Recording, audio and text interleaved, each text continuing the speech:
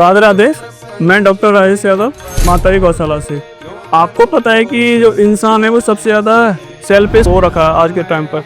क्या करता है, जब तक उसको ज़रूरत पड़ती है तब तक अपने पास रखता है गौ को, और जब ज़रूरत ख़त्म हुई तब उसको रिलीज कर देता है। और इनका भी पेट है, ये भी भोजन के लिए कहीं ना कहीं भटकते हैं। ऐसे ही ये नंदी महाराज किसी के खेत में गए।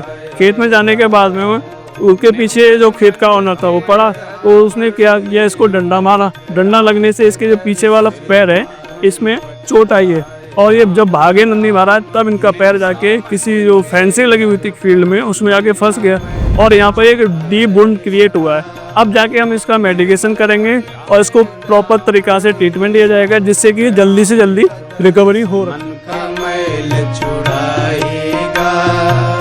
निर्मल मन के दर्पण में राम का दर्शन पाएगा।